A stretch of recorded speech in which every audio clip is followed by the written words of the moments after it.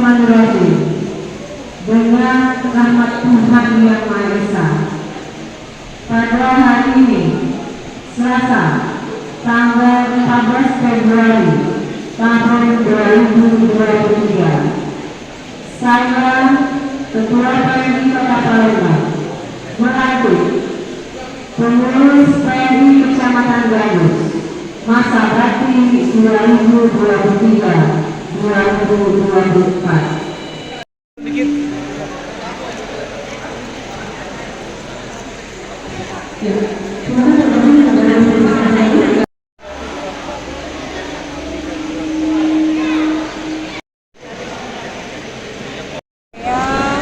Wakil Wali Kota Palembang sekaligus Ketua PMI Kota Palembang, kita mulai melaksanakan pelantikan dan pengukuhan pengurus PMI tingkat kecamatan dan juga kelurahan. Jadi 18 kecamatan kita akan bergulir pelantikan bersama diikuti oleh ketua-ketua tingkat kelurahan. Tentu semua ini dalam rangka supaya masyarakat mudah dalam melaksanakan urusan kaitannya dengan donor darah, dan juga kami berharap dengan adanya kepengurusan ini kita juga bisa menggalang kekuatan khususnya untuk di kecamatan dan kelurahan dalam rangka untuk memberikan pelayanan yang terbaik bagi masyarakat, terutama kalau misalnya ada bencana, ya kan, musibah.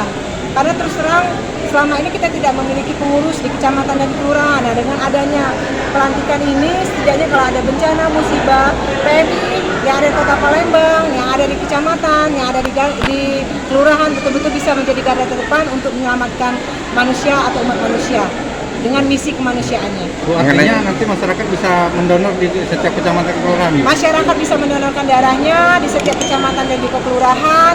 Masyarakat juga bisa mengadu kalau misalnya membutuhkan darah di kecamatan dan kelurahan, dan juga kita bisa menggalang bantuan, meminta bantuan kepada masyarakat melaksanakan aktivitas mendonorkan darah ke tengah-tengah masyarakat. Karena selama ini kita hanya menunggu, dan harapan kita sekarang kita bisa jemput bola di tengah masyarakat. Karena mengingat kebutuhan darah kita sudah 7.000.